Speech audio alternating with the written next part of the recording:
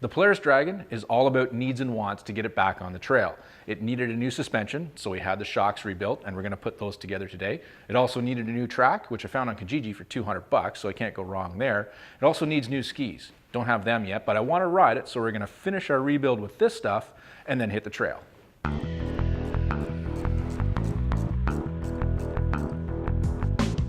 When we really get down to it, the problems with the Dragon were quite minor.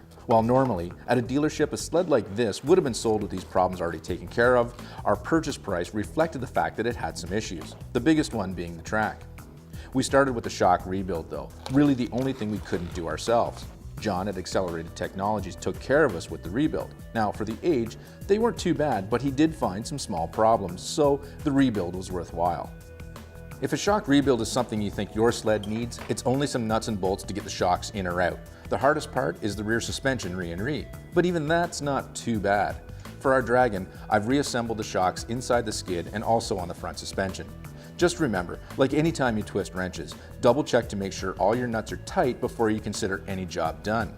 Also, while the skid was out, I changed out the high axis for new ones, greased the pivot points, and checked all the bogey bearings, which were surprisingly all good. Now for my favorite part. Well, no, not really. The track. This is a pretty integral part of a sled, with a bunch of bits in the way and holding it in there. The main highlight of the track removal is getting the drive axle out, which involves opening up the chain case to get the lower gear off. Now this usually requires removing the exhaust as well. Getting the track out is probably one of the worst jobs about this whole thing. You do have to take a lot of things apart, just be careful to keep the parts in order and it should go back together just fine. You do have to dig for a while though.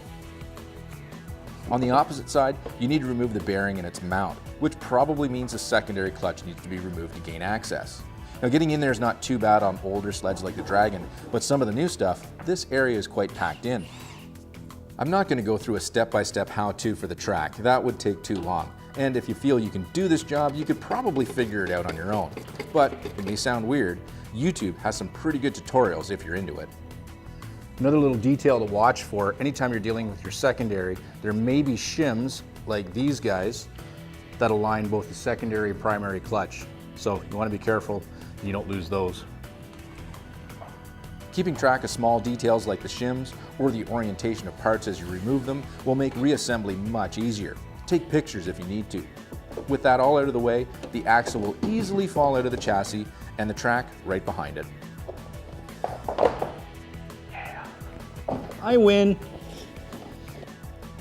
As easy as that sounded, the sled goes back together with about the same amount of difficulty. But the mistake I made was not stretching out the track.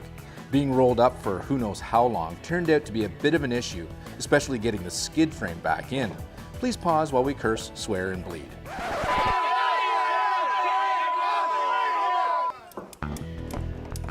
So it might seem a little bit strange, but a ratchet strap is actually your friend when it comes to installing a skid frame, because you can kind of pull it around and line up all your mounting holes. It's way easier than just struggling. With the suspension put back in, the last details are to add oil to the chain case, very important not to forget this step, and to tension and align the track. And speaking of the track, it's an old Kimpex one I bought on Kijiji for 200 bucks. So I still have to find skis for the Dragon, but at this point, this thing is a functioning snowmobile, and now I want to ride it.